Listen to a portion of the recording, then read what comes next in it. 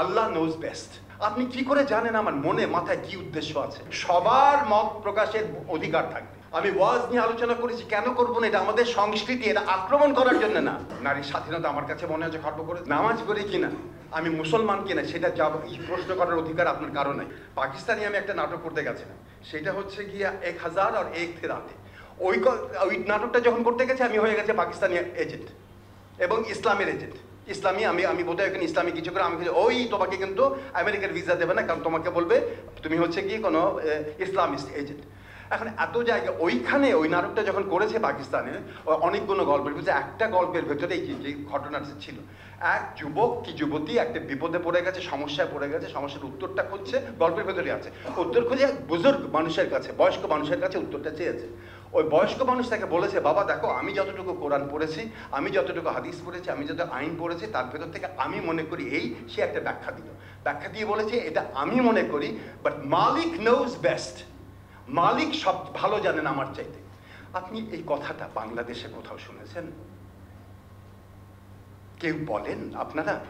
আমি মনে করি এইটা পড়েছি আমি কোরআনে, কিন্তু আমি তো ক্ষুদ্র মানব।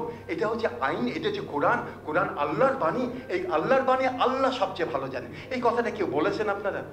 কিন্তু এই কথাটা কোথায় পেলাম আমি? এটা আমার কোট না, আমার সৃষ্টি না। এটা আরব্য রজনীর একটা গল্পে এক বুজুর্গ এই কথাটা বলছেন।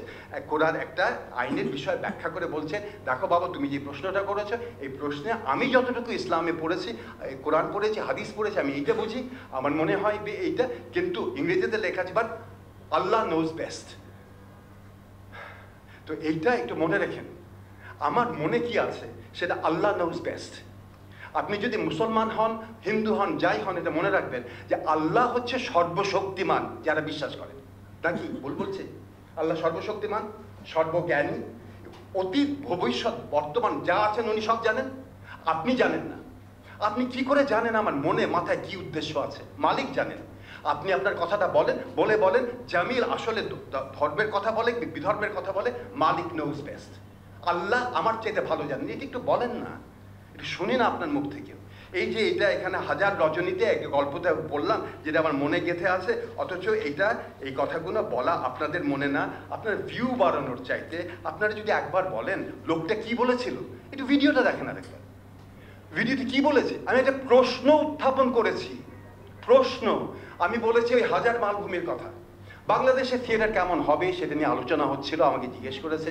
আমি বলেছি বাংলাদেশের থিয়েটার আমি যেটা দেখতে চাই সেটা হচ্ছে সবার মত প্রকাশের অধিকার থাকবে। একজন যদি কেউ এখানে হুজুর, যদি কেউ আমাদের এখানে ওয়াজ মাহফিল করতে চান, ওয়াজ মাহফিলের কথা বলতে পারবেন। এবং যদি কেউ এখানে অন্য কোনো হিন্দু ধর্মাবলম্বী কোনো ধর্মসভা করতে চান কিংবা কোনো কীর্তন করতে চান, করতে পারবেন। নানা ধরনের করতে চান।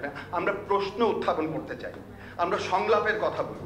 এখন সংলাপের কথা বলতে গিয়ে কাল রাতে আমার মনে হলো হঠাৎ, সংলাপ কি এই কথাটা কিন্তু আপনারা বলছেন না। এই ছবি দিয়ে দিয়েছি, ছবি দিয়ে ওনার একটা ওয়াজে কি বলেছে সেটা নিয়ে আলোচনা আছে।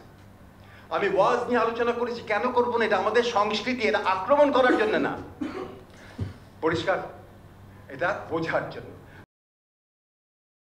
একদিকে ইসলামপন্থীরা তখন ওয়াজ মাহফিল এবং অন্যান্য জায়গায় নারীদের বিরুদ্ধে কিছু কথা বলেছে, নারী কিছু করা দরকার, নারীর স্বাধীনতা আমার কাছে মনে হচ্ছে খর্ব করেছে।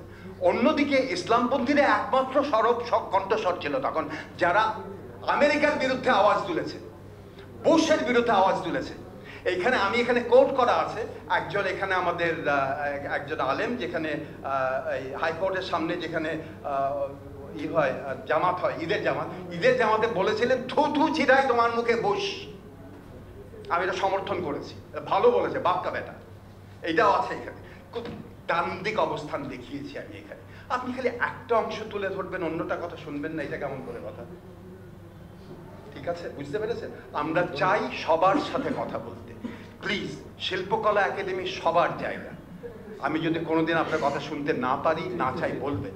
আমি আর বলবো, মনে রাখবেন এটা আমি নামাজ পড়ি কিনা, আমি মুসলমান কিনা, সেটা প্রশ্ন করার অধিকার আপনার কারো নাই, যদি আপনি মুসলমান না। ওটা কেবল মালিক জিজ্ঞেস করতে পারে আমাকে। হাসরের ময়দানে এই উত্তরটা দেবো আমি মালিককে, আপনাদের কাউকে না। কি বলি, ঠিক বলেছি? বাস, আমি আপনাকে জিজ্ঞেস করতে পারি না।